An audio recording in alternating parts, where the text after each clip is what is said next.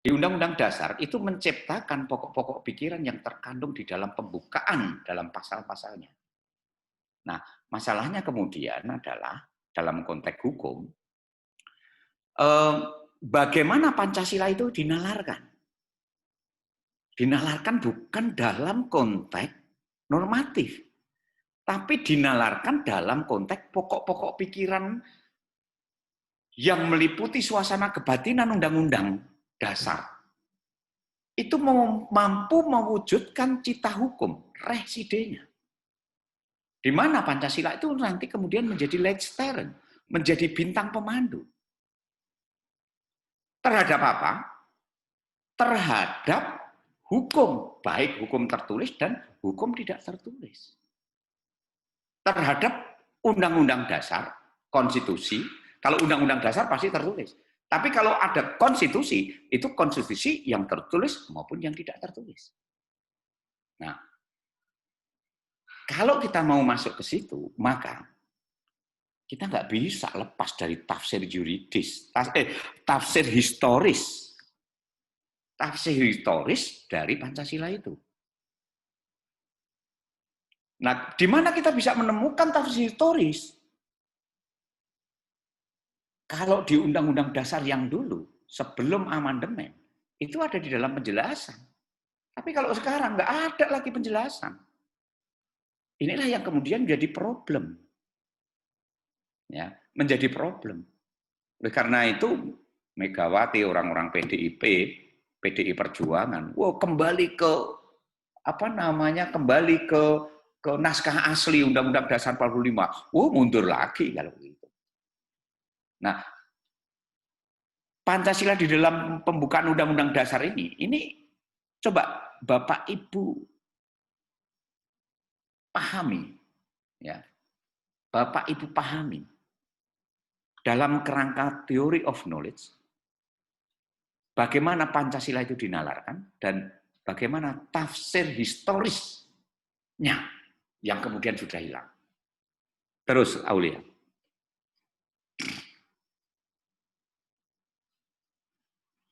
Nah, ini pokok pikiran 1, 2, wah udah.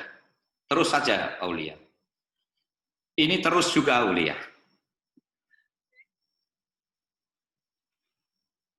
Nah, yang ini yang penting.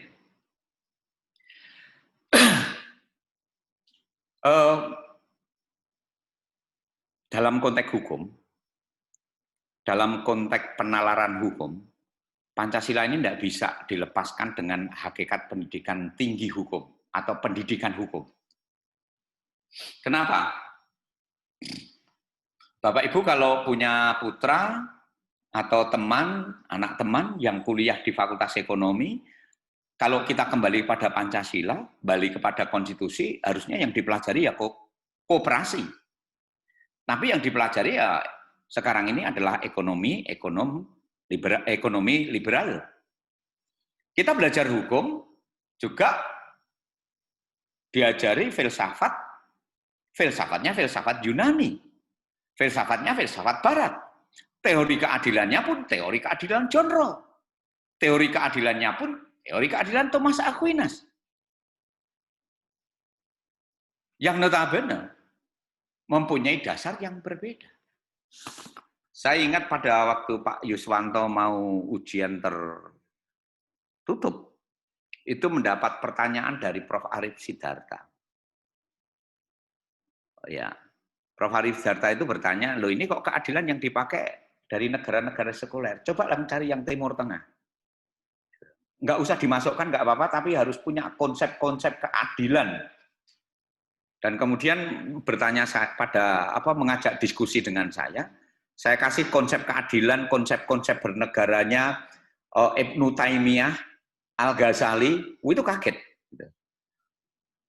Pak Yuswanto bilang, wah nggak bisa. Loh ini pemikiran politik Ibnu Taimiyah itu juga berkenaan dengan keadilan. Pemikiran tentang Al-Ghazali, pemikiran Al-Ghazali juga banyak yang berkenaan dengan itu. Tetapi ketika itu disampaikan sama Pak Prof. Arif B. Sidarta, beliau itu manggut-manggut gitu ya.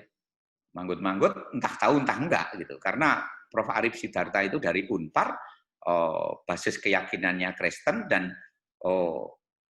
juga nggak pernah menyentuh Al-Ghazali, Ibnu Taimiyah gitu. Nah, dalam konteks pendidikan tinggi hukum atau pendidikan hukum yang lebih luas, itu yang paling mendasar kita harus memahami bahwa hukum itu senantiasa akan berkaitan dengan descriptive law. Sesuatu yang sifatnya itu deskriptif. Gitu.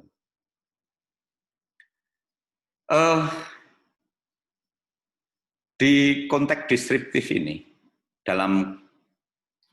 ini buku ini yang saya pakai, ya, Julius Coleman, J. Coleman. Tahap pertama itu mesti deskripsi. Kemudian dalam deskripsi ini, itu nanti akan terkait dengan yang namanya perintah-perintah atau preskriptif. Ya. Tapi preskriptif ini pasti akan diletakkan dalam kerangka philosophy of law, atau paling tidak ya philosophy of science.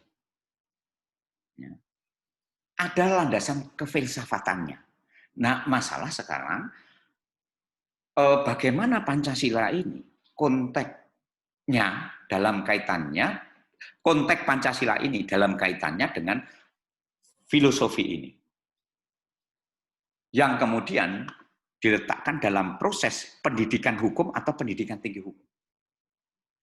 Terus, Aulia,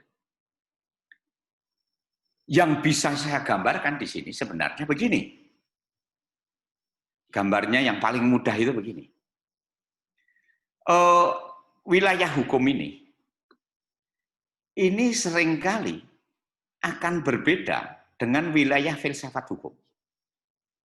Ya. Wilayah hukum itu akan senantiasa berbeda dengan sini.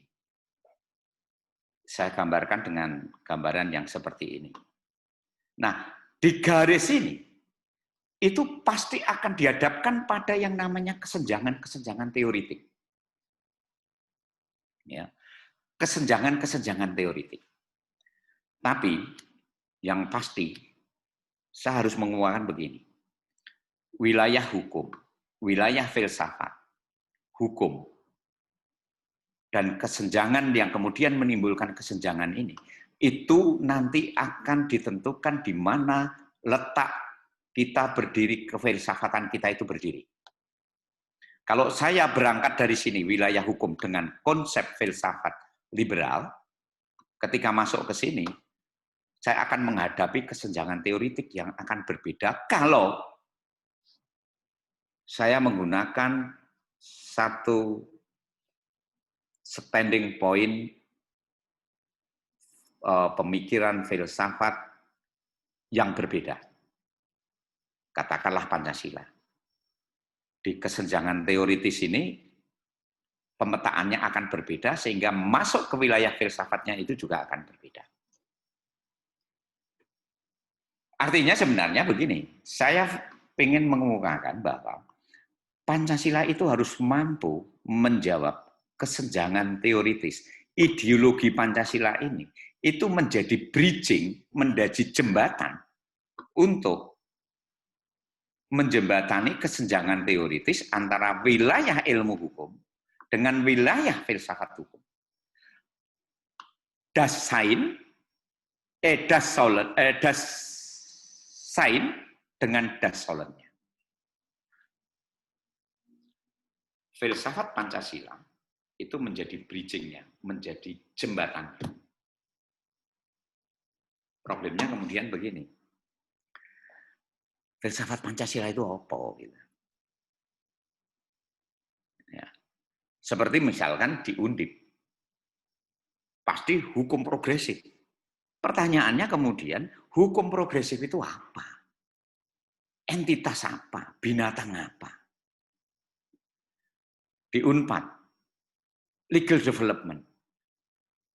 Legal development itu apa? Bagaimana kaitan dengan tujuan hukum? Bagaimana kaitannya dengan entitas negara? Bagaimana kaitannya dengan entitas masyarakat? UI lebih mudah, pragmatik. Yang penting ekonominya lebih jelas. Gitu. UGM universal. Ya. Orientasinya pada bagaimana kesejahteraan umat. Oh, lebih sulit lagi. Tetapi karena apa? Apa yang dinamakan kesejahteraan umat itu? Apa yang dinamakan dengan keberlanjutan misalkan? Keberlanjutan tidak hanya masalah lingkungan, tetapi juga keberlanjutan eksistensi dari manusia itu. Nah, dalam konteks seperti inilah maka standing point, titik tolak filsafat, dan dalam hal ini adalah filsafat Pancasila. Yang kemudian melahirkan di sini itu adalah hukum Pancasila. Saya mengajak Bapak Ibu untuk berjalan dari wilayah ilmu hukum ini untuk masuk ke wilayah filsafat hukum. Saya garis bawahi, wilayah filsafat hukum. Artinya, kalau kemudian Bapak Ibu tidak memakai Pancasila, ya ora apa-apa gitu. Enggak apa-apa. Karena apa? Saya meyakini filsafat Pancasila itu sesuatu yang universal. Pasti akan ada titik temunya. Pasti akan ada titik temunya. Oke, terus Aulia. Di mana titik temunya? Kalau tadi dikemukakan masalah descriptive law, di mana descriptive law ini ada nomos, ada nomos nilai, yang nilai ini kemudian dalam konteks yuridis akan masuk ke dalam norma yang bentuknya preskriptif, perintah, larangan, kebolehan. Disinilah titik temunya. Ya. Atau sebaliknya, ketika norma-norma ini kita letakkan di dalam konteks meta yuridis atau norma di atas norma yang isinya adalah nilai, maka nanti pada akhirnya akan terbangun yang namanya community. Yang saya gambarkan di sini ada kegotong royongan. Ada yang ada di puncak, ada yang di bawah, dan di bawah pun ada yang terkapar seperti ini. Ya. Idealnya semuanya berdiri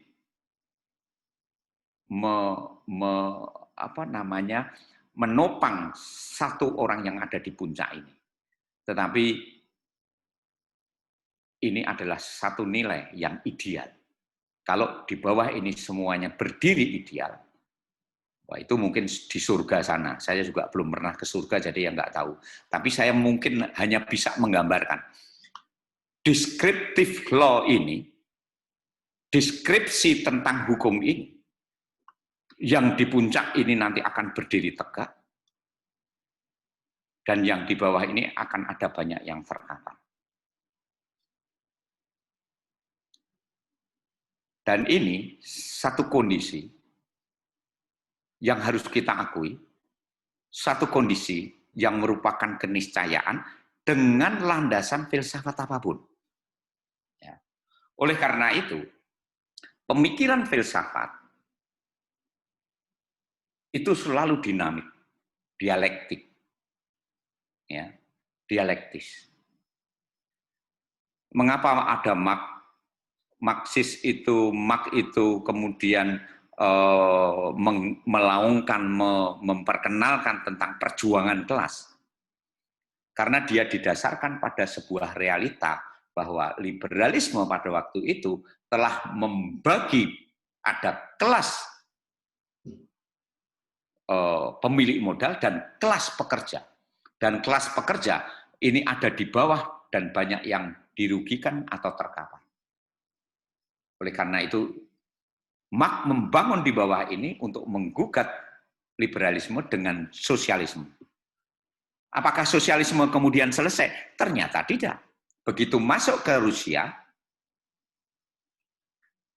berbeda.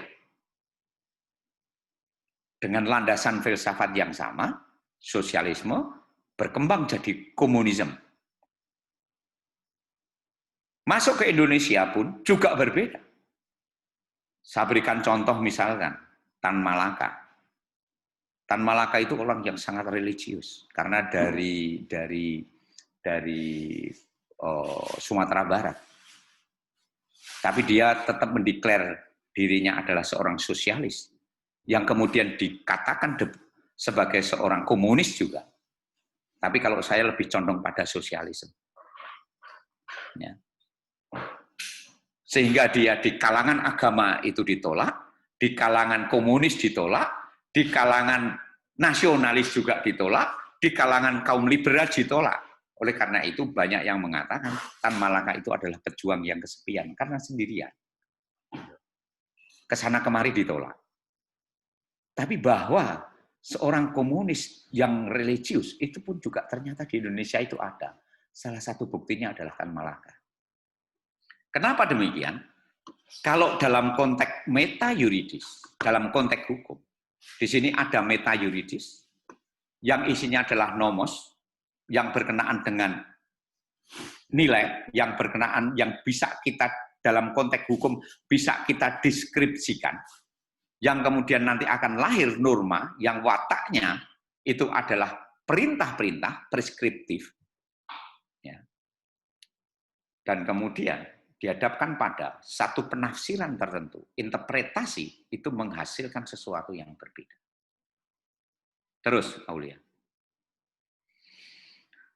Nah, saya mengajak Bapak Ibu untuk melakukan kajian filsafat karena lapisan tertinggi S3 itu di kajian filsafat ini. Nah, gambarannya kurang lebih begini. Kalau ini kajian ilmu, di sini ada kajian yuridis, dan di sini ada positivis. Itu nanti akan dirangkai dengan asas-asas. Tetapi di sini ada berbagai macam elemen ya, yang berkenaan dengan bagaimana koridor positivitas ini koridornya, lurus ke sini. Di sini ada yang namanya ilmu hukum positif. Artinya, kita harus mampu ketika ini berkenaan dengan hukum positif, ini lurusnya itu di mana? Dan ketika masuk sampai ke kajian ilmu, ini menjadi garis-garis yang di sini itu menjadi ya hilang gitu ya. Tapi tetap nanti sebagai ilmu dia akan berbeda dengan filsafat. Berbeda dengan kajian filsafat. Oh, begini. Ini yang nanti akan membuat Bapak Ibu darah tinggi. Tolong, bukan darah tinggi ya, menjadi pusing. Lupakan ini. Ya. Tolong lupakan ini. Tapi nanti ketika masuk pada ilmu hukum, Pak Fakih, mungkin nanti beliau akan bicara, harus ngomong beliau, bukan Pak Fakih lagi, karena dia dekan. Hari ini dilantik. Itu.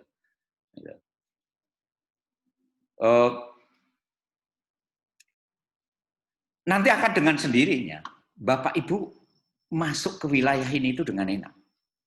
Jangan ini menjadi beban. Ya, jangan ini menjadi beban. Tapi lupakan saja. Tetapi nanti pada akhirnya ada kajian ilmu, ada kajian hukum positif, ada kajian filsafat di sini. Dan kemudian pertanyaannya untuk apa? Kalau kemudian ada pertanyaan untuk apa di tiga ranah ini, maka jawaban saya adalah untuk menemukan standing position kita, untuk menentukan di mana kita berdiri, ya, untuk menentukan di mana kita berdiri. Karena kita belum tahu di mana kita berdiri, oleh karena itu ini jangan dipikirkan. Terus,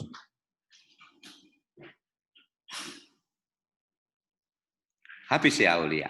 Nah, ternyata belum.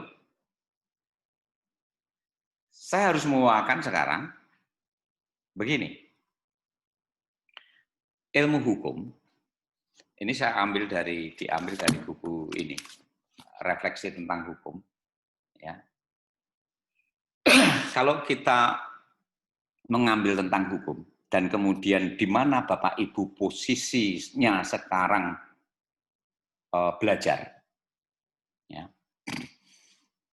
Kalau kemudian di wilayah bawah ini ada perilaku hukum, di atasnya itu dalam konteks preskriptif, deskripsi, dan kemudian ada preskripsi, perintah-perintah larangan dan kebolehan, yang kemudian kita dalilkan sebagai hukum positif.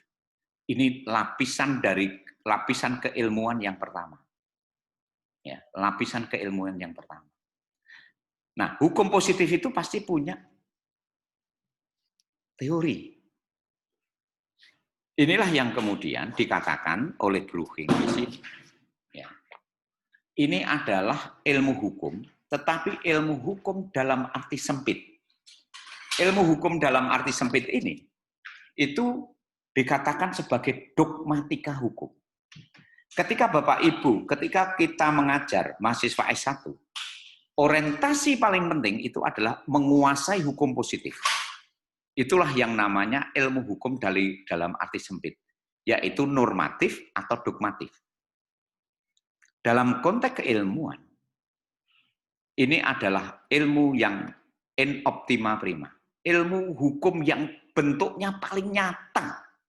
Ilmu hukum dalam bentuknya yang paling sempurna. Itu di sini.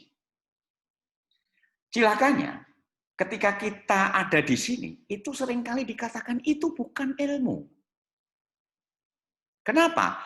Karena hanya berkenaan dengan preskriptif, hanya berkenaan dengan rumus-rumus. Nah, itu orang yang nggak tahu. Kenapa? Karena dalam konteks dogmatika hukum ini, itu bisa kita pahami ilmu hukum dalam arti proses, bagaimana hukum itu proses dibentuknya. Bagaimana sebuah keputusan hakim itu diputuskan.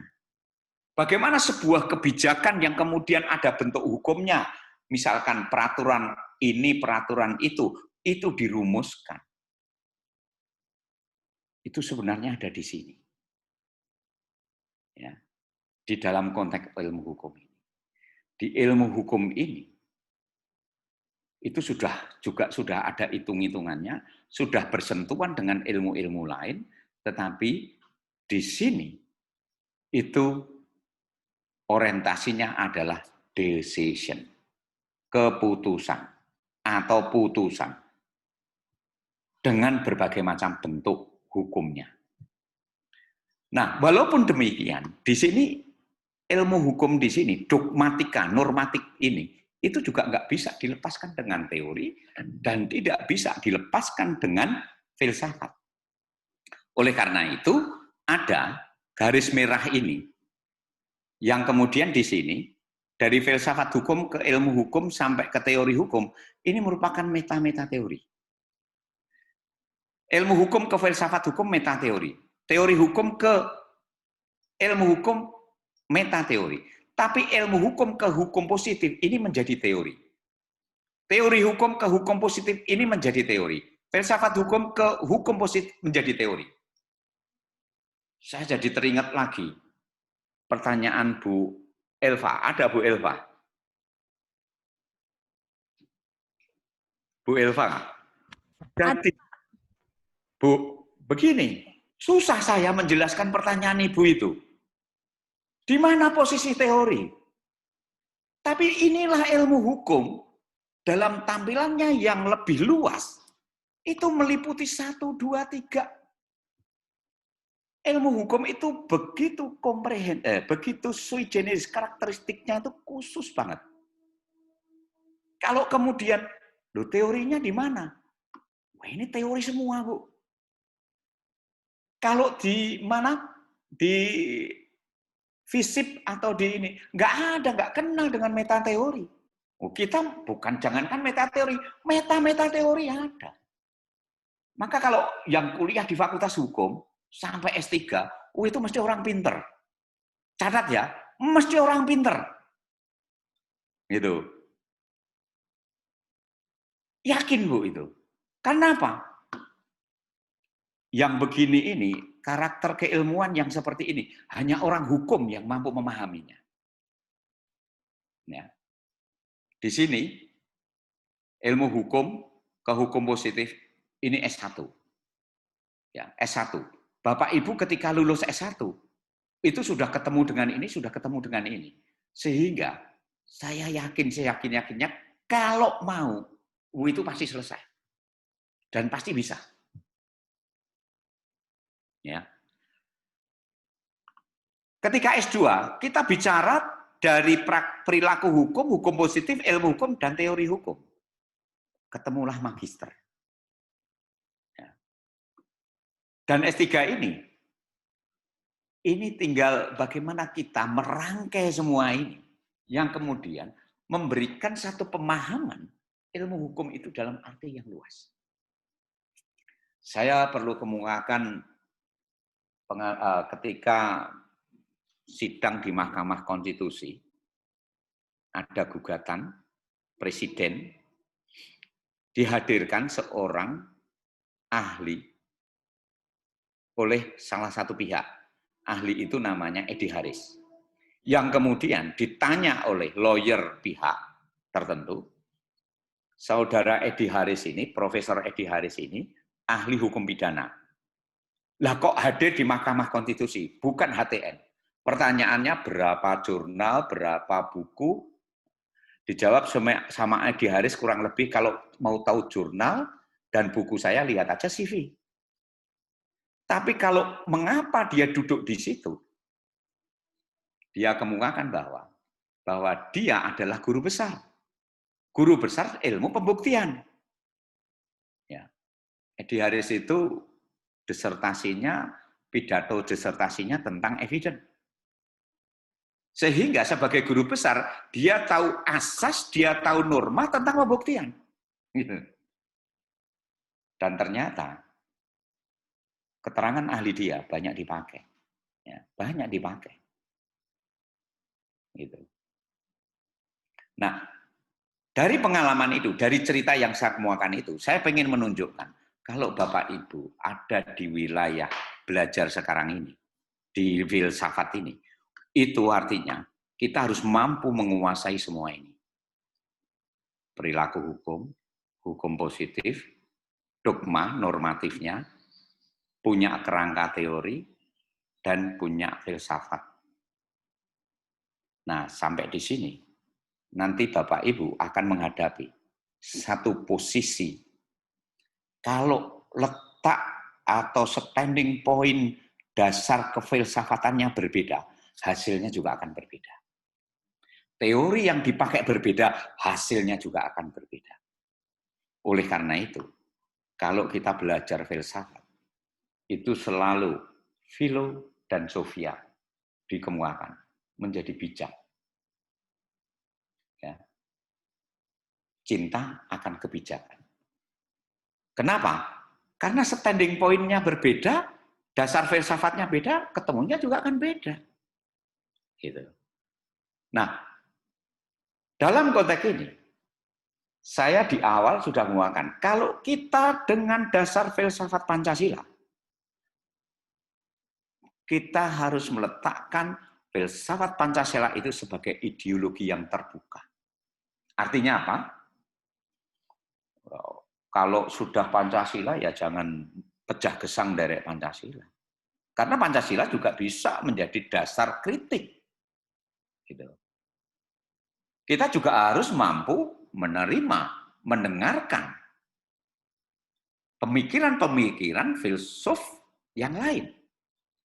Standing point dasar kefilsafatan orang lain. Yang perlu kita cari itu kan titik temunya.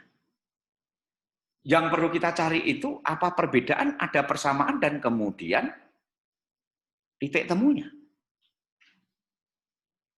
Sehingga dalam filsafat itu tidak ada salah dan benar. Yang ada adalah bagaimana argumentasi. Tapi argumentasi ini hanya bisa diterima ketika ada rasa saling menghargai. Ya. Itu mungkin yang perlu saya kemukakan di mana posisi filsafat Pancasila yang kemudian merangkai semua itu dengan 3 lapisan ini. Dan kemudian standing point kita ada di mana, dan kita harus bagaimana ketika ada landasan filsafat yang berbeda. Yang jelas, Pancasila adalah ideologi yang terbuka. Terus, tayangannya. Saya ambil dari Prof. Tandio ini. Kalau kita melihat hukum, itu ada norma, ada nomos. Gitu.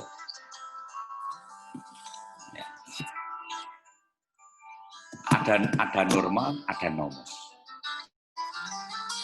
Tapi dua-duanya ini menjadi pattern for behavior, menjadi pedoman pola perilaku. Norma ini menjadi bisa dibedakan ada norma hukum yang meta yuridis dan ada norma hukum yang positif. Sedangkan nilai nomos itu menjadi pattern of behavior untuk pola perilaku dalam masyarakat dan juga menjadi perilaku hasil interaksi subjektif. Nah, problemnya kemudian bagaimana ada di sini. Monggo Bapak Ibu ya, menerjemahkan. Izin Pak Tis. Ya, monggo. Izin berkomentar. Monggo. Setelah tadi Bapak jelaskan tentang epistemologi Pancasila, kemudian filsafat Pancasila, kemudian sampai bagaimana itu kompositif yang dibangun dari teori filsafat, teorinya teori, saya sudah semakin pusing sebenarnya. Yang sering mungkin kita, karena kita ini kan berangkat dari kajian akademis tentunya. Sering kita bingung itu, mungkin saya yang bingung ya, tentang Pancasila ini. Karena memang mungkin, ini mungkin lagi nih, karena di ilmu filsafat kan serba mungkin kata Pak Tis. Pancasila ini sebelum dimuat dalam pembukaan Undang-Undang Dasar 45 atau pernah disampaikan dalam pidato oleh Pak Karno, walaupun isinya berbeda tanggal 7 Juni 1945 di sidang BPUPKI, tapi kita sampai sekarang itu kok ya belum pernah melihat kajian akademis tentang apa itu Pancasila sebagai sebuah karya ilmiah yang dibuat oleh para pendiri bangsa ini, atau saya yang kelewat mungkin. Belum pernah kita melihat itu. Makanya kita seperti kosong pada saat kita berbicara dari sisi akademisi. Padahal kita diajarkan selalu membuat sesuatu itu berdasarkan norma-norma karya ilmiah. Ini yang membingungkan Pancasila. Nah, kalau Pancasila kita jadikan bahwa kita percaya kemampuan berpikir bapak-bapak pendiri bangsa ini luar biasa. Tetapi itu kan hanya mungkin pernyataan-pernyataan politik, mungkin obrolan-obrolan debat-debat di organisasi, tetapi tidak pernah dibuat seperti yang saya sampaikan tadi dalam sebuah jurnal ilmiah misalnya. Ini yang sering menjadi gap bagi saya. Begitu kita masuk ke sistem ke dalam cara berpikir akademis, Pancasila ini seperti kehilangan kekuatan. Beda kalau kita berbicara tentang Marxisme misalnya, sosialis. Beda kita berbicara tentang liberalisme, kapitalisme. Itu ada kajian akademisnya yang ditulis, yang disusun secara akademis. Itu yang mungkin mohon pencerahannya Pak Tis. Terima kasih. Ya, sebenarnya begini, menjadi tidak menarik ketika sekarang ini di era 2015 ke bawah, itu orang bicara Pancasila itu kayak nyaler gitu. Betul. Tapi begini, coba Bapak tulis di Google Yudi Latif, tulisannya tentang Pancasila semua. Bapak tulis Siddhartha, itu kajian hukumnya adalah kajian hukum Pancasila. Bapak cari Sudiman Kartodiprodjo. Pancasila banyak banget. Dan buku-buku itu di S3, buku-buku Pancasila, saya beli itu lebih dari, ada itu sekitar 20-an tentang Pancasila. Tapi problemnya itu nggak pernah itu dipakai untuk memberikan penjelasan-penjelasan tentang Pancasila. Saya baru dapat kiriman dari Lemhanas, ya, materi-materi pendidikan di Lemhanas tentang Pancasila. Tapi begitu saya baca, saya nggak tertarik sama sekali. Kenapa? Kajiannya itu bukan kajian keilmuan. Kajiannya itu kajian yang sifatnya normatif. Kita harus begini, harus begini. Inilah yang kemudian saya katakan di perkuliahan yang lalu, yang mendistorsi nilai ideologi Pancasila itu. Ya. Seharusnya kita berani membuat satu gugatan-gugatan terhadap Pancasila. Bahkan ada tulisan di jurnal internasional, itu Sunarto yang menulis, tapi bukan Prof. Narto. Pancasila itu dikatakan delusi. Delusion of Pancasila. Wah, itu kan kurang ajar banget. Tapi di konteks itu tulisan di tahun itu betul. Kenapa? Kita teriak-teriak tentang dasar negara kita Pancasila, tetapi ya hanya delusi aja. Nah, sekarang agak menguat, saya katakan agak menguat. Tetapi masalahnya, ya masih normatif. Lemhanas, BPIP, sangat normatif. Nggak masuk di dalam satu kajian-kajian yang sifatnya fundamental dan reflektif. Tidak masuk dalam kajian-kajian kefilsafatan Pancasila. Berpikir filsafat itu dua, radikal dan reflektif.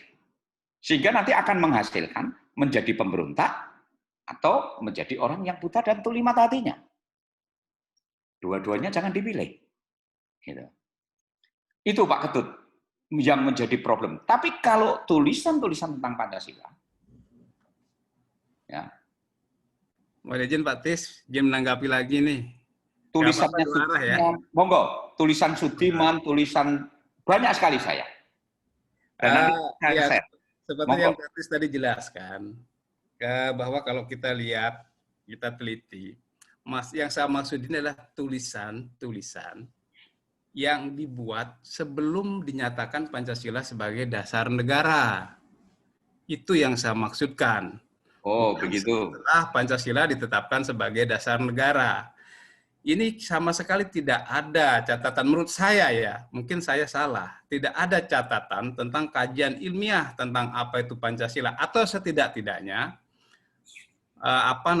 poin-poin dari 5 sila tersebut tidak pernah muncul di dalam persiapan-persiapan para pemimpin bangsa ini waktu mendirikan negara ini. Jadi kita seperti dipaksa, Pancasila itu jadinya seperti beda-beda tipis dengan agama. Ada dulu, baru disuruh mempercayai. Cari kemudian pengetahuan-pengetahuan yang membangun ide tersebut. Yang membangun apa yang sudah diletakkan. Ini yang saya maksud Pak Tis. Oh, kalau begitu. Pasca kemerdekaan, mungkin banyak sudah kajian-kajian ilmiah tentang Pancasila. Terima kasih. Ya, kalau kemudian pertanyaannya, naskah yang berkaitan dengan itu semuanya adalah nama Soekarno. Nama Soekarno. Ada setelah kemerdekaan, baru Yamin. Ya. Bukunya Yamin yang berkenaan dengan itu. Dan berkenaan dengan konstitusi pun, itu juga digugat oleh AB Kusuma. Jadi kalau Pak Ketut mau mencari atau mendapatkan bagaimana kok kemudian ini Pancasila ada, itu semuanya adalah pemikiran Soekarno. Maka seringkali dikatakan bahwa Soekarno lah yang melahirkan Pancasila. Padahal sebenarnya Soekarno inilah yang bukan merumuskan Pancasila, tetapi menemukan kembali dan kemudian mengkristalisasikan dan kemudian mewujudkan dalam nilai-nilai dan kemudian ditetapkan di dalam konstitusi itu. Kajian-kajian itu adalah kajiannya Soekarno. Monggo, silahkan. Mungkin perlu saya sampaikan di sini bahwasanya kata Pancasila itu mungkin rekan-rekan di forum ini belum pernah dengar. Pancasila itu adalah ajaran agama Buddha. Jauh sebelum Masehi itu Siddhartha Gautama mengajari dengan ajaran apa yang disebut dengan Pancasila. 5 prinsip. Pertama, dilarang membunuh, dilarang berzina, dilarang berbohong, dilarang mabuk-mabukan. Terus satunya lagi lupa saya itu apa itu. Nah, itu kata Pancasila itu sudah muncul di sana. Nah, apakah Soekarno waktu itu menggunakan kata Pancasila itu mengadop dari ajaran Siddhartha Gautama itu atau tidak? Ya, saya tidak mendapatkan evidence tentang itu ya. Tapi yang jelas kata Pancasila itu sudah muncul sudah ribuan tahun sebelum Masehi. Itu. Terus kalau Beli Kedut tadi bilang bahwasanya teks-teks atau tulisan-tulisan baik formal maupun informal yang menyangkut Pancasila itu sendiri di percandian baik di Jawa maupun di luar Jawa, artefak-artefak yang berbunyi Pancasila seperti Pancasila teks sekarang ini ya memang tidak ada. Tapi Pancasila itu digali oleh Soekarno selaku proklamator, bapak bangsa, pendiri bangsa, itu diambil dari taksunya. Itu kalau dalam ajaran Bali itu ada namanya taksu. Ya, Pak Kedut tahu ya apa ya taksu itu ya? Taksu itu murwah, marwah, nilai yang tertinggi.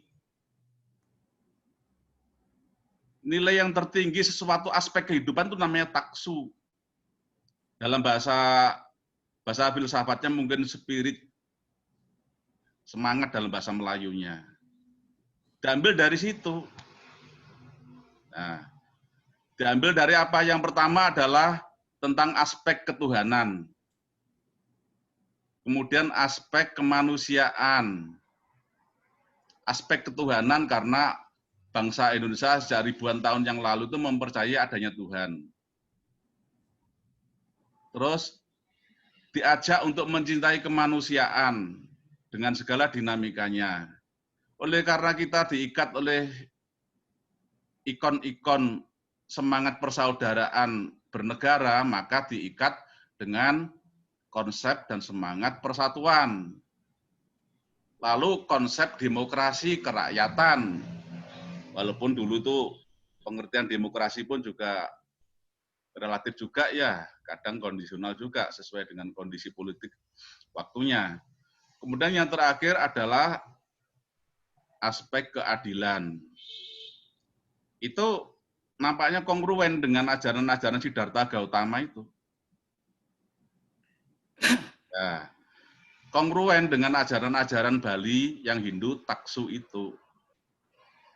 Kongruen dengan ajaran kalau di Sunda namanya Sunda Wiwitan atau Kejawen kalau di Jawa. Di NTT namanya Merapu. Di Samosir dan sekitarnya namanya Parmalin. Nah, itulah dikristalisasi oleh pendiri bangsa Pak Soekarno sebagai kesepakatan politik, sosial, dan budaya waktu itu yang bentuknya berupa Pancasila seperti itu. Ya, dalam perkembangan berikutnya, memang Pancasila mendapat tantangan yang luar biasa. Ya, ada mendapat tantangan yang luar biasa. Salah satu di antara ada yang berteori bahwasanya ada golongan tertentu. Pak, saya ada tamu. Ya, ada golongan tertentu yang jangan-jangan Pancasila ini menjadi agama. Agama ke-6 setelah 5 agama yang ada pada waktu itu. Atau bila ada yang lebih sinisme lagi, itu menjadi pesaing agamanya dan sebagainya dalam ranah politik ideologi. Sampai sekarang dinamika pemikiran, dinamika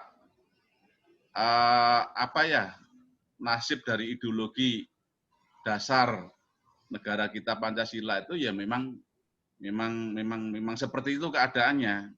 Tapi bagaimanapun juga Pancasila itu sudah terbukti berjasa, merukunkan, mengakurkan ya di dalam membangun sebuah entitas bangsa dan negara Indonesia NKRI ini. Oke. Begitu, terima kasih. Ya, ada yang mau menyampaikan juga. Ibu-ibu tadi, suara ibu-ibu. Tapi begini, menurut saya,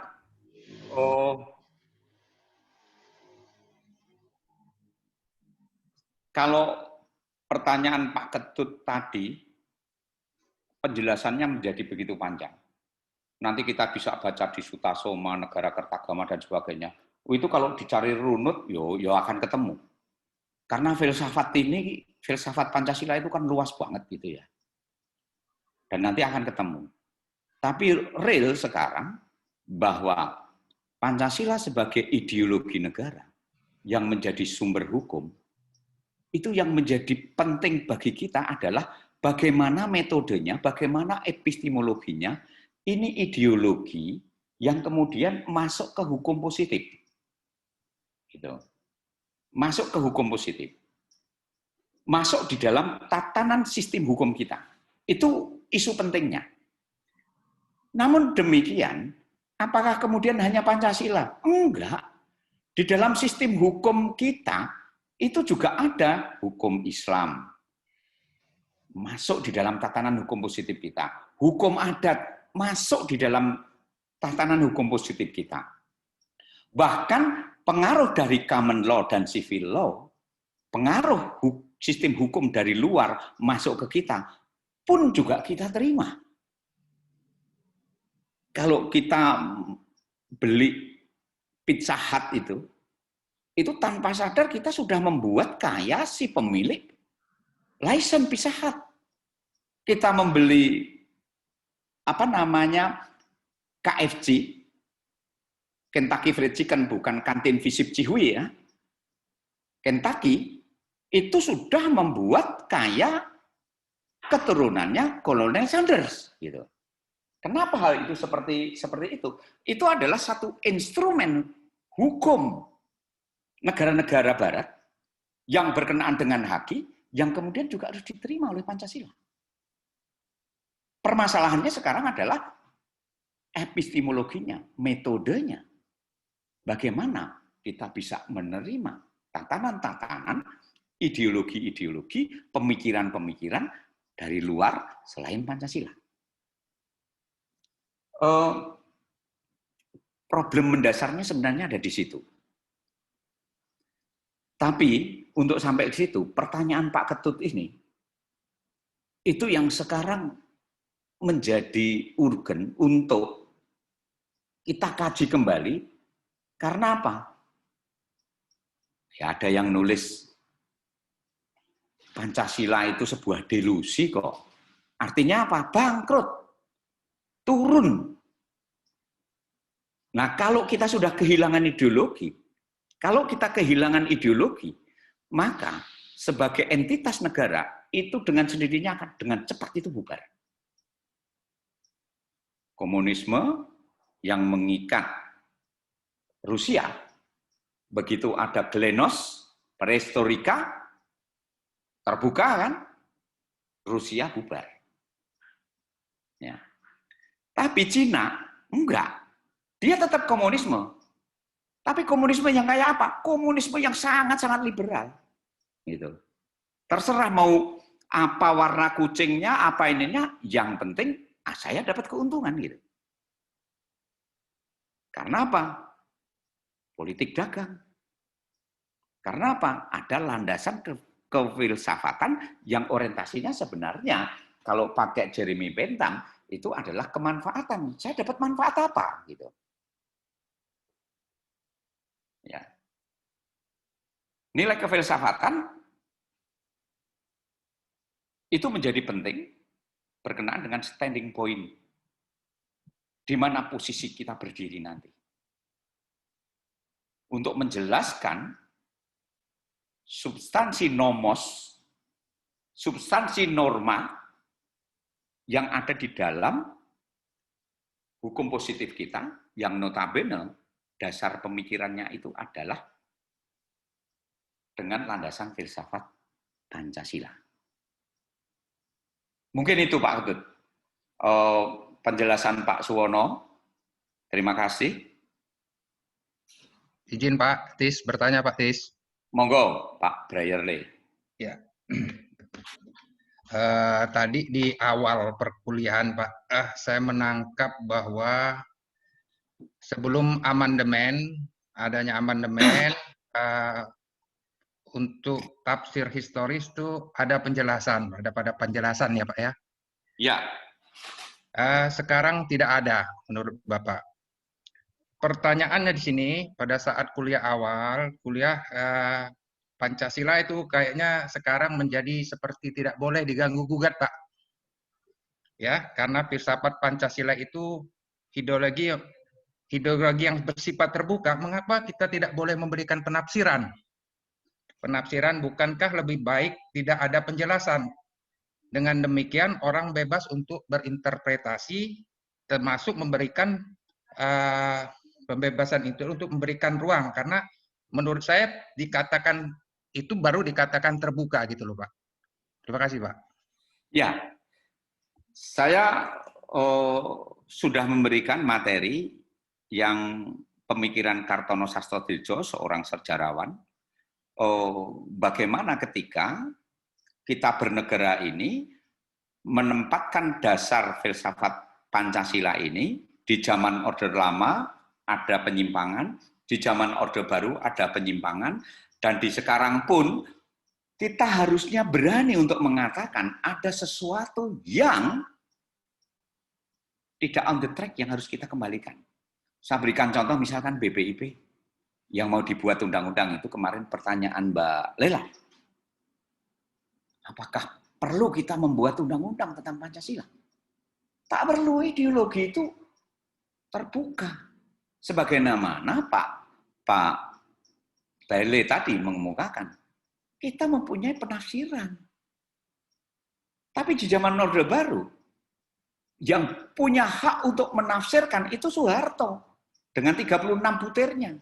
Dan kemudian 36 butir dibuatlah kemudian menjadi TAP MPR.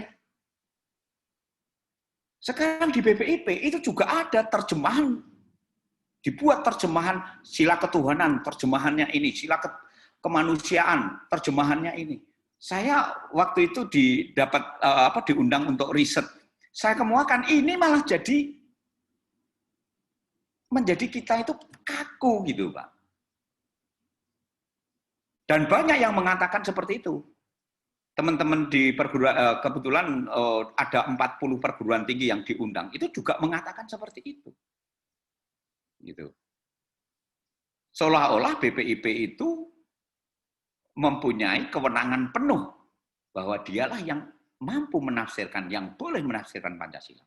Saya lebih cocok yang dikemukakan oleh Pak Brayerle tadi. Bagaimana Pak Brayerle menerjemahkan ketuhanan yang Maha Esa? Oh, yaitu ya individu. Ya. Saya percaya sama Tuhan. Titik, gitu kan. Tapi kemudian ketika saya percaya sama Tuhan, saya punya mobil yang setiap malam Jumat saya kasih kembang setaman gitu. Kembang setaman itu kalau Pak Suwono tahu lah itu. Saya kasih sesaji gitu. Kalau beli ketut, kalau saya naik Puspasari itu di hari-hari tertentu itu pasti dipasang itu yang kayak ada takir, kemudian ada sesajinya gitu. Itulah kepercayaan mereka. Saya paham, saya harus mau memahami. Tapi kalau orang tertentu kemudian mengatakan, oh itu syirik. Ya, jangan buru-buru mengatakan syirik. Disitulah kata terbuka yang saya kemukakan. Artinya kemudian adalah, yang dalam konteks ketika itu kita tarik masuk dalam konteks hukum, landasan kefilsafatan ini nanti akan menghadapi, Pak Brayerle, berbagai macam gugatan. Tapi gugatan ini bukan dibawa pada perpecahan, tetapi dibawa di dalam sebuah proses diskusi, dan diskusi itu bukan saling menyalahkan, tetapi untuk saling memahami, mengerti gitu. Tetapi yang menjadi dasar, menjadi landasan adalah argumentasinya. Masalahnya sekarang adalah kita mengatakan Pancasila, tetapi nggak mampu memberikan penjelasan-penjelasan yang komprehensif. Untuk mendapatkan penjelasan-penjelasan yang komprehensif, kita perlu memahami pertanyaan, mampu menjawab pertanyaan-pertanyaan berikut tadi. Gimana sejarahnya, aspek historicalnya. Nah, saya untuk itu angkat tangan deh, ampun deh. Kalau harus mau menjelaskan kembali bagaimana Soekarno, bagaimana Yamin, bagaimana Abe Kusuma, dan seterusnya. Yang ingin saya kemukakan adalah, monggo, silahkan bagaimana standing point Bapak Ibu. Sekalipun kita meletakkan dasar kefilsafatan dari keilmuan ilmu hukum itu ada pada filsafat Pancasila. Kalau kemudian mau berangkat dari konsep, misalkan neolit, monggo. Tapi neolitnya Indonesia kan gitu. Dan kemudian nanti akan ada pertanyaan-pertanyaan, akan ada perdebatan-perdebatan. Enggak apa-apa, enggak masalah. Enggak masalah. Karena apa? Di wilayah keilmuan itu esensinya adalah perdebatan. Esensinya adalah falsifikasi, diuji. Gitu. Nah, masalahnya sekarang kita kan belum apa-apa sudah takut. Saya berikan contoh misalkan bukunya Magnisius Seno tentang Karl Marx itu dibakar oleh FPI. Padahal bukunya Karl Marx yang ditulis oleh Magnisius Seno itu, Magnisius Seno itu menolak pandangan-pandangan Karl Marx. Nggak pernah baca, tapi karena ada kata Karl Marx-nya, kemudian dibikin itu haram gitu. Itu harus dibakar. Di wilayah keilmuan, di wilayah filsafat keilmuan, proses perdebatan itu harus terbuka. Kalau itu ideologi, sekalipun itu ideologi negara, juga harus terbuka. Mengapa terbuka? Ya, mengapa terbuka? Karena ideologi itu kemudian menurunkan ya, ini descriptive law dan prescriptive law. Yang kalau di gambaran ini, itu hukum itu nanti akan terkait dengan asas keadilan yang universal. Hukum itu peraturan perundang-undangan. Hukum itu juga akan terkait dengan kebiasaan. Hukum, kenapa kok muncul yang ini? Itu karena ada di bawah ini. Ya. Objek kajian natural dari ilmu hukum itu, ya asas keadilan yang universal. Objek kajian positif jurispruden, ilmu hukum positif. Jurispruden itu artinya ilmu hukum. Harus saya mau terjemahannya adalah ilmu hukum. Itu ya peraturan perundang-undangan. Objek kajian sosiologi hukum, antropologi hukum, kebiasaan hukum ada. Dan seterusnya.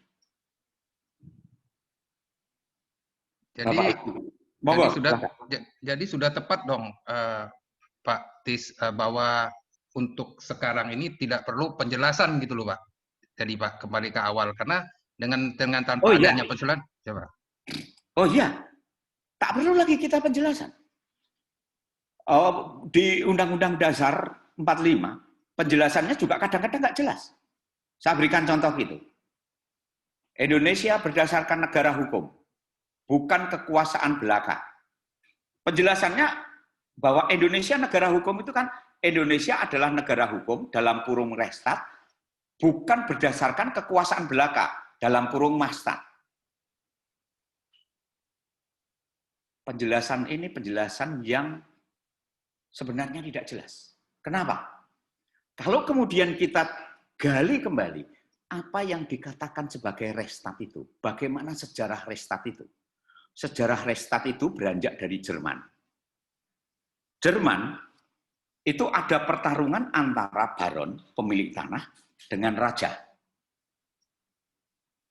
Para baron ini itu menggugat, kenapa kami harus membayar pajak kepada raja? Ini tanah-tanah saya. Saya garap dengan petani-petani yang menjadi pekerja saya. Kenapa saya harus setoran pada raja? Apa aturannya? Gitu. Oleh karena itu dalam Restat, yang paling mendasar itu adalah asas legalitas. Diselesaikan dengan asas legalitas. Kalau ada undang-undangnya, boleh jalan. Sejarah Restat. Pertarungan antara baron dengan raja. Tapi berbeda dengan rule of law. Esensinya sama. Tapi rule of law itu mempunyai sejarah pertarungan antara raja dengan gereja. Pada waktu itu Raja Prancis Louis VIII itu mau kawin lagi, nggak boleh kan sama gereja. Akhirnya gerejanya pisah, keluar dari Roma, dan kemudian bangun Anglikan, dan raja mengawini. Tapi kemudian dijumbuhkan antara kekuasaan raja dengan kekuasaan negara, kekuasaan gereja dengan kekuasaan negara, kekuasaan raja. Yang kemudian di sini dipisah dari gereja Roma Katolik, yang kemudian ada kesepakatan rule by the law. Urusan negara ya negara, urusan gereja ya gereja. Masalahnya kemudian mereka itu punya sejarah sendiri, rule of law. Restat punya sejarah sendiri, yang kemudian diterjemahkan oleh Supomo dengan negara hukum, tetapi Supomo sendiri itu juga, apa iya itu negara hukum? Maka penjelasannya menjadi begitu. Oleh karena itu, kita kembalikan aja seperti yang sekarang. Pasal 1 pasal 1 ayat 3 Undang-Undang Dasar 45. Indonesia adalah negara hukum. Titik. Apa itu negara hukum? Itu adalah wilayah keilmuan, wilayah akademik. Ya. Sehingga pemahaman kita tentang itu menjadi lebih lentur, lebih luas, lebih komprehensif. Ya. Bapak Ibu, cerita saya tentang sedikit itu ada di dalam bukunya, kalau mau membaca cepat, ada di dalam disertasinya PM Hajon, yang kemudian dibukukan menjadi Perlindungan Hukum bagi Rakyat. Ya, Perlindungan Hukum bagi Rakyat. Sejarah Restat itu kayak apa, sejarah rule of law itu kayak apa. Nah, celakanya sekarang, kita menggunakan rule of law. Harus berdasarkan, ini bertentangan dengan rule of law. Ini bertentangan dengan negara hukum. Ya. Tetapi kita juga, seperti yang dikemukakan oleh Pak Ketut tadi, apa sih negara hukum Pancasila itu? Jarang yang mendalilkan itu. Ya. Saya menemukan beberapa konsep negara hukum Pancasila. Ya karena saya S2-nya saya dibimbing oleh Hajon, ya pertama Hajon. Ada Yamin, ada AB Kusuma, ada kemudian ya beberapa. Dan terakhir bukunya si Yudi Latif, Negara Paripurna. Ya, Negara Paripurna. Yang memberikan satu pesan kuat bahwa Indonesia itu adalah negara hukum Pancasila. Kalau mau paripurna. Nah, tulisan-tulisan itu tidak lepas dari letak standing point, letak posisi berdiri kita terhadap filsafatnya. Ya, letak kefilsafatan itu. Saya tidak mengharuskan Bapak Ibu wah harus Pancasila. Enggak. Ada pemikiran-pemikiran lain ya masuk aja. Ya. Tapi nanti ketika Bapak Ibu membuat satu ini, tolong letakkan Pancasila itu sebagai norma kritik.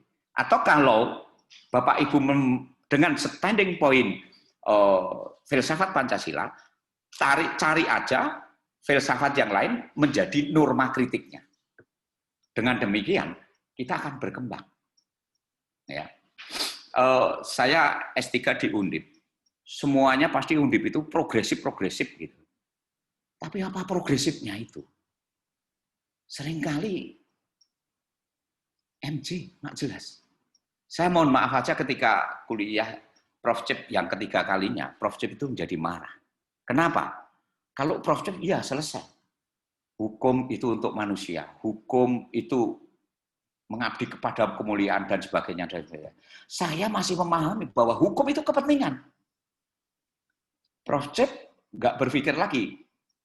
Karena sudah sepuh, sudah matek pinandito, menjadi kiai, ya, seperti Mbah Mun, Gusmus, yang tidak lagi memikir dunia. Lah kalau saya masih berpikir, waduh, harga beras naik, gitu kan. Gaji saya cukup atau enggak, gitu. Lah diajak berpikir progresif. Yang semuanya based on moral reading, semuanya berdasarkan etika, kita dituntut untuk semangat altruisme, mengabdi kepada kemuliaan. Waduh, enggak ciso saya. Oleh karena itu saya mendalilkan hukum progresif itu hukum yang terus maju gitu aja. Dikritik sama Prof. Cip. Ya enggak apa-apa. Saya memahaminya sampai di bahwa progresif itu artinya maju. Belum sampai pada morality yang ultimate morality. Yang moralitas yang sebenar-benarnya. Belum. Dan saya mengakui itu. Dan syukur alhamdulillah ya Prof. Cip mau memahami itu. Bapak Ibu. Mungkin ada tambahan, Pak Tis. Monggo, Pak. Ya. Tapi sebelumnya Pak, ya, yang paling utama begini, kita harus tahu posisi berdiri kita, Pak Suwono. Bapak. Ya. Begitu, makasih. Monggo Pak Suwono. Karena ini bicara soal ideologi, soal konsep, soal dalam tanda petik kepercayaan dan way of life, well ansaung. Dan kita kaitkan dengan sistem politik Indonesia. Indonesia ini persoalan dalam negeri tidak rampung-rampung atau belum rampung-rampung juga. Dibanding dengan negara-negara yang sudah established, misalnya Malaysia, Singapura, Korea Selatan. Karena kita ini masih dihadapkan pada persoalan-persoalan yang seperti ini, yang seperti ini, yang seperti ini terus-menerus. Bahkan makin lama makin nggak tahu lah, semuanya sudah pada tahu. Kalau boleh Pancasila itu dalam tanda petik kami ambilkan nilai-nilai atau pendekatannya dari sisi ajaran yang lain, ya permisi kembali kepada yang tadi pagi saya sampaikan. Ibaratnya itu agama kuwi ana ing ati, ora ana ing lati. Mergo Gusti kuwi adoh kang tanpa wangunan, cedhak kang tanpa senggolan, gumantung tanpa centelan. Ya mungkin mirip-mirip itu. Lah, Pancasila itu mestinya ditekankan kepada kesadaran. Misalnya soal keagamaan misalnya. Barangkali bisa kita tiru masyarakat Bali. Di seberang situ ada pura, di jajarnya ada gereja, di depannya pura ada masjid. Nggak ada masalah. Betul, tidak ada masalah. Saya tidak bilang bahwa di Bali sudah benar-benar menghayati ajaran ketuhanan yang Maha Esa ya, tapi faktanya seperti itu. Ini perlu kita renungkan, tidak perlu jawaban. Perlu kita renungkan bersama. Orang Bali welcome.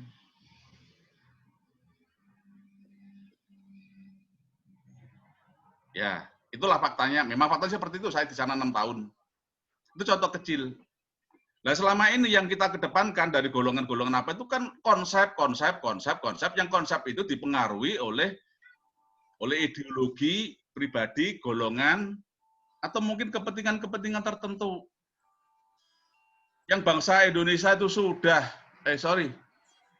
boleh dikatakan bule itu sudah menginjakkan kakinya di bulan. Kita ini masih di persoalan, di perkutatan. Itulah. Ya. Persoalan remeh-temeh. Ya. Ya, gak enak kita ngomong. Ya. Terima kasih. Ya. Ya. Problem dasarnya kemudian begini, Pak Suwono. Ya. Tadi ada yang saya catat. Pancasila itu berkenaan dengan kesadaran. Ya. Tapi saya selalu mengatakan standing point kita ada di mana. Sebenarnya saya ingin mengajak, ini ada di dalam kesadaran, tetapi kesadarannya bukan di dalam satu pengucapan aja. Tadi ada bahasa Inggrisnya, itu, bahasa Jawanya itu tidak semuanya tahu itu. Nanti kalau kita ketemu tolong kalau ketemu secara offline itu disampaikan dalam bahasa Indonesianya, Pak. Tapi begini, kita sekarang masuk ke wilayah hukum. Untuk sampai pada titik kesadaran ini, ada preskripsi, perintah-perintah, ada deskripsi law yang tidak bisa dilepaskan dengan yang namanya instrumen hukum. Karena sekarang kita masuk di wilayah keilmuan, yaitu ilmu hukum. Problem kita itu ada di situ. Apakah hukum kita itu sudah mewujudkan nilai-nilai Pancasila itu? 72 undang-undang yang dibuat oleh IMF pada waktu kita bangkrut tahun 99 itu banyak yang dianulir oleh Mahkamah Konstitusi. Undang-undang sumber daya air, beberapa pasal di dalam berbagai macam peraturan dianulir. Kenapa? Karena kita sudah keluar dari filsafat Pancasila. Karena apa? Yang buat itu orang-orang IMF. Kemerdekaan yang paling mendasar itu adalah kemerdekaan ketika kita mampu membangun hukum, instrumen hukum yang dilandaskan pada nilai dasar yang kita miliki, yang dilandaskan pada filosofi yang kita yakini, gitu. Walaupun filosofi yang kita yakini ini kadang-kadang bersifat juga peyoratif, bersifat merugikan diri kita. Disinilah arti penting kita mengkaji Pancasila bukan hanya dalam wilayah normatif, tetapi menjadi wilayah keilmuan, menjadi lebih terbuka. Yang pasti, saya kembali pada posisi berdiri itu. Mungkin itu, Bapak Ibu. Nanti saya akan coba share materi tulisannya Prof. Arif Sidarta tentang bagaimana hukum progresif itu dengan Pancasila. Ya, tulisan Arif Sidarta, B. Arif Sidarta. Profesor B. Arif Sidarta. Kalau kemudian kita dalam konteks filsafatnya, nanti akan terkait hukum Pancasila itu akan terkait dengan filsafat manusianya. Dan kemudian bagaimana keadilan atau aspek-aspek di dalam hukum itu dituangkan di dalam konteks hukum. Mungkin untuk sementara itu, saya mohon maaf, sebenarnya masih pengen terus, tapi kebetulan ada ditunggu oleh Pak dari Kejaksaan ini. Kita coba lanjutkan nanti di minggu yang akan datang, atau paling tidak terutama beberapa teman yang mempunyai waktu luang itu kalau ada waktu telepon aja saya punya nomor telepon. Kalau ada waktu kita bisa diskusi, dan saya harapkan di akhir semester 2 itu standing point, posisi berdiri Bapak Ibu sebagai pengkaji atau di dalam menulis disertasi itu nanti sudah fix gitu, dengan landasan berpikir yang berdasarkan nilai kefilsafatan apa gitu.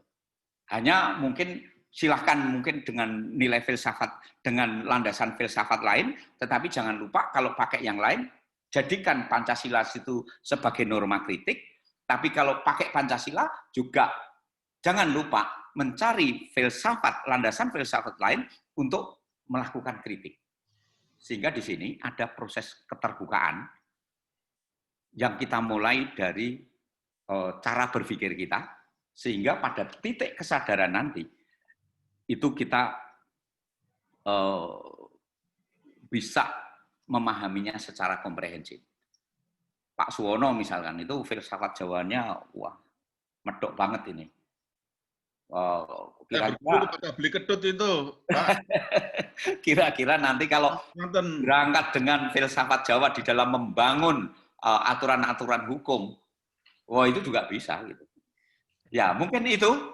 Mohon maaf Bapak Ibu, saya ada janji kita ketemu lagi di minggu yang akan datang.